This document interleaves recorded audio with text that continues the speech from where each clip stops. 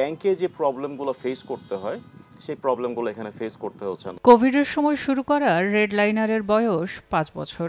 বড় প্রতিষ্ঠানের মতো শেয়ার বিক্রি করে মূলধনের বন্দোবস্ত করা মুশকিল, তাই খুঁজছেন ক্লাউড ফাইন্যান্স।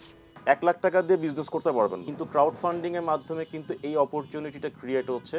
যারা জব করছে বা যাদের কাছে ব্যবসা করতেছে কিন্তু তার কাছে খুবই সামান্য প্রিন্সিপাল অ্যামাউন্ট আছে। ছোট ছোট উদ্যোগ যখন নিজেদের পরিসর বাড়াতে ক্লাউড ফাইন্যান্স মুখী, তখন বড় প্রতিষ্ঠানের জন্য রয়েছে বন্ডবাজার। তবে বাংলাদেশে এই কাঠামোটি কখনোই দাঁড়ায়নি।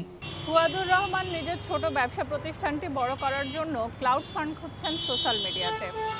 ঠিক একইভাবে বড় বড় শিল্প এবং বাণিজ্যিক প্রতিষ্ঠানগুলো কর্পোরেট বন্ডের মাধ্যমে অর্থাৎ ঋণপত্রের মাধ্যমে অর্থ সংগ্রহ করতে পারেন।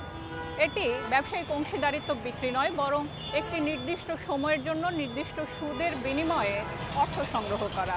সারা বিশ্বে $133 ট্রিলিয়ন বন্ড বাজার রয়েছে, যেখানে চীন এবং যুক্তরাষ্ট্রের অংশীদারিত্ব সবচেয়ে বেশি। আর বাংলাদেশের বন্ড বাজার 1% কম। স্বল্প সময়ের আমানত থেকে বড় অঙ্কের ঋণ দীর্ঘমেয়াদে ঢালাওভাবে দেয়ায় খেলাপি ঋণের ফাঁদে আটকে আছে ব্যাংক খাত। এই মুহূর্তে দেশের অভ্যন্তরের বিনিয়োগেও রয়েছে স্থবিরতা।